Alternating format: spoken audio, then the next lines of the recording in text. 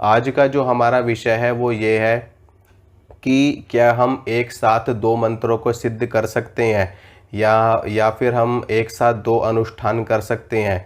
तो यही हमारा विषय है, इसी के ऊपर मैं आपको जानकारी दूंगा। तो देखिए मित्रों, होता क्या है कि हम जब भी अनुष्ठान करते हैं तो उसमें हम हमारे पास बहुत सारी चीज़ें होती हैं, जैसे कि पूजन की सामग्री होती है और विधि विधान के साथ में अनुष्ठान किया जाता है। एक अनुष्ठान में ही व्यक्ति इतना ज़्यादा व्यस्त हो जाता है कि वो दूसरा अनुष्ठान कैसे करेगा।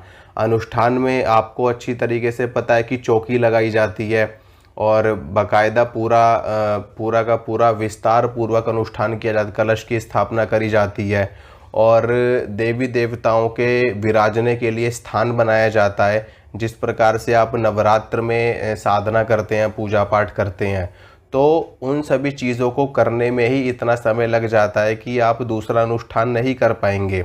सबसे पहली चीज़ तो ये है। और दूसरी चीज़ मैं आपको बता दूं कि कभी भी एक बार में दो अनुष्ठान नहीं करने चाहिए।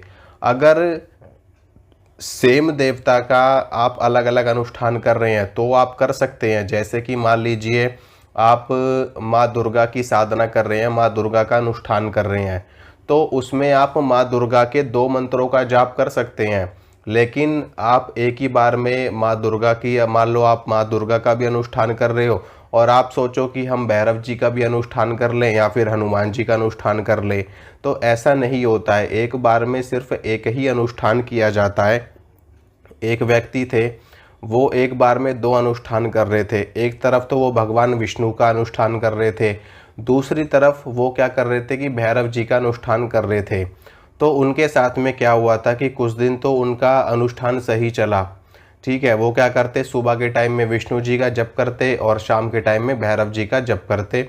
दोनों की ही चौकियाँ उन्होंने पास पास में लगा रखी थी, थोड़ा सा गैप दे करके, और एक ही कमरा था उनका। उस कमरे में उन्होंने अलग अलग स्थान पर दोनों की चौकियाँ लगाई थी। पूजन सामग्री सब उन्होंने रख रखी थी, पूरा विधि विधान के साथ में संकल्प भी उन्होंने दोनों का ले रखा था अनुष्ठान का। तो सुबह वो विष्णु जी के मंत्र की माला करते थे, शाम को वो भैरव जी के मंत्र की माला करते थे। तो शुरुआत में तो 10-11 दिन तो कोई दिक्कत नहीं हुई। उसके बाद में क्या होता है कि उनकी अचानक से तबीयत बिगड़ जाती है। तबीयत इतनी ज़्यादा बिगड़ जाती है कि उनको हॉस्पिटल में एडमिट करना पड़ता है, क्योंकि एक तरफ तो वो भैरव जी को मदिरा का भोग लगा रहे थे, यानी कि भैरव जी का जो अनुष्ठान कर रहे थे वो तामसिक कर रहे थे वो भी, ठीक है। अगर एक बार को सात्विक करते तो शायद उनको कोई हानि ना होती। एक तरफ तो वो भैरव जी को सात्विक तामसिक भोग दे रहे हैं, शराब का भोग दे रहे हैं, और दूसरी तरफ वो सात्विक अनुष्ठान कर रहे हैं विष्णु जी का। तो ऐसी चीज़ें कभी भी नहीं करनी चाहिए। ऐसी चीज़ें प्राण घातक साबित होती है। समझ में आ रही है आप सभी को?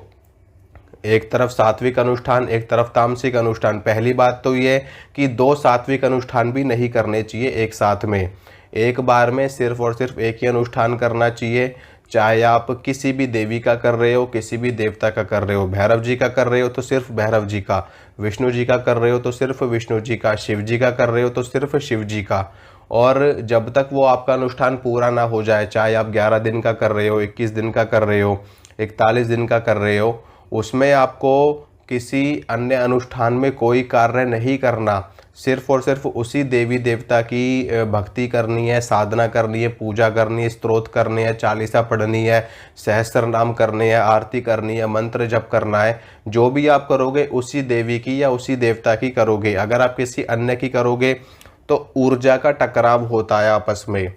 आपको वहाँ से भी ऊर्जा मिल रही है, आपको वहाँ से भी ऊर्जा मिल रही है, उधर से आपको तामसिक मिल रही है, उधर से आपको सात्विक ऊर्जा मिल रही है। अब वो ऊर्जा जा कहाँ रही है? वो सारी ऊर्जा आपके अंदर इकट्ठी हो रही है।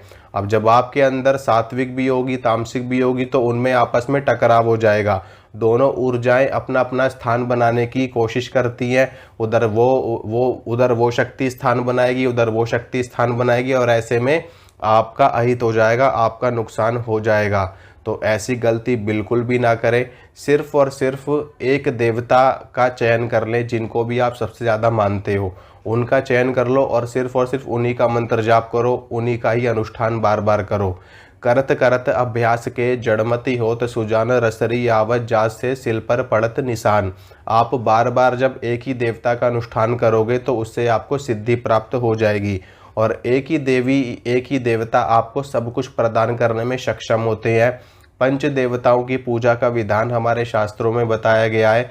माँ भगवती, जगदम्बा, दुर्गा, भगवान श्रीमन नारायण, भगवान विष्णु, भगवान शिव, भगवान सूर्य, भगवान गणेश, इन पंच देवताओं का पूजा का विधान है और इनके अवतारों का और इनके स्वरूपों का। इसके अलावा अगर आप किसी अन्य शक्ति की आराधना करते हैं तो उनके फायदे भी होते हैं और उनके नुकसान भी होते हैं।